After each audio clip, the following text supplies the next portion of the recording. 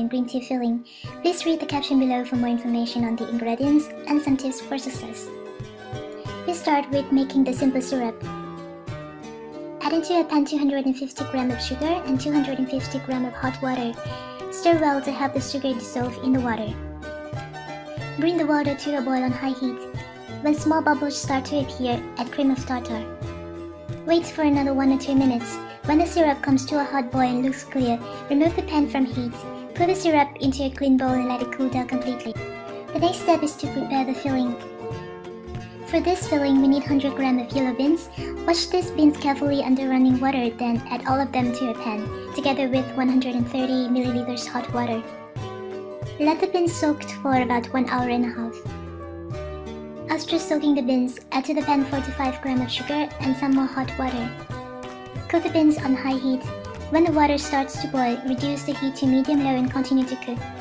Stir it regularly and, if necessary, add more water to the pan. When the beans are very soft and tender, remove from heat and let them cool down. Process the beans with water so that they turn into a very fine and smooth puree. Run this puree through a sieve to remove any lumps. Turn the heat to medium and add half of the amount of oil into the pan. Stir until everything is combined. Then continue with the last half of the oil. Keep stirring constantly to help the water evaporate. The filling gets thickened in about 10 to 15 minutes. Mix 5 g flour with 2 g green tea powder. Add some water and stir well until all of the flour dissolves in the water. Next, add this flour mixture into the pan little by little. Mix well and make sure everything is incorporated before you add the next portion of green tea water. Reduce the heat to low and continue stirring and folding until the filling turns very thick and can hold its shape when we fold it. When the filling is ready, remove it from heat and let it cool down. We should have between 270 and 285 g of filling. When the filling is lukewarm, shape them into small balls. Each ball is about 60 g. Wrap these balls carefully so that they will not dry up while we prepare the skin dough. Now it's time to make the dough. Add into a large bowl 400 g of simple syrup and half a teaspoon of pomelo essence. We also need 200 g of cooked glutinous rice flour. This flour is already cooked and ready to eat. With a whisk, keep stirring the syrup while adding in the flour 1 tablespoon at a time. Make sure that everything is incorporated before adding the next spoon of flour.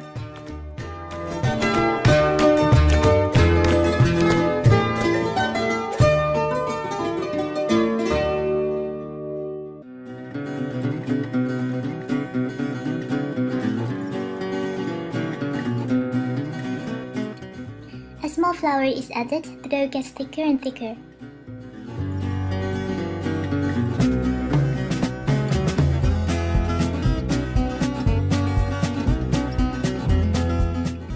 When the dough is quite thick, change into a spatula. A spatula will help you to handle the dough more easily.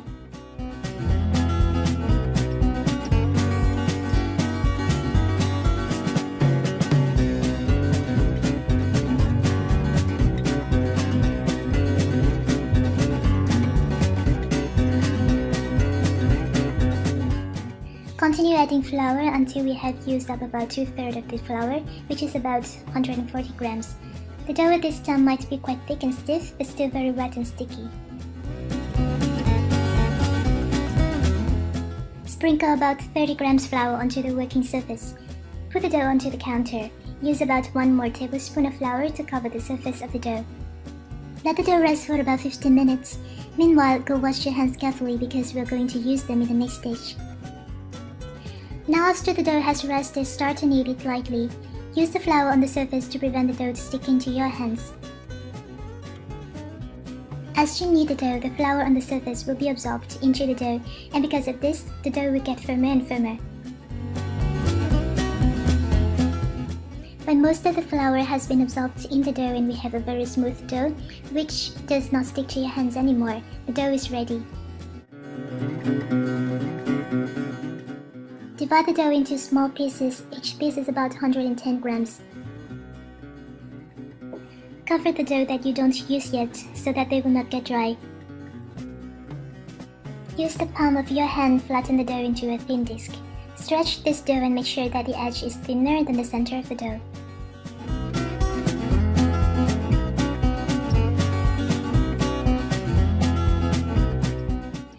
get a piece of filling, put it into the center of the dough and wrap it up. Seal carefully. Use more flour if the dough sticks to your hands.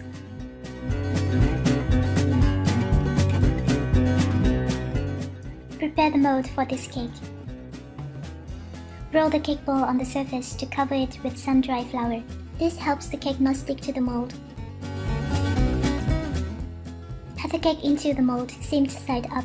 Use the palm of your hand to press evenly on the center and around the edge so that the cake fits well in the mold.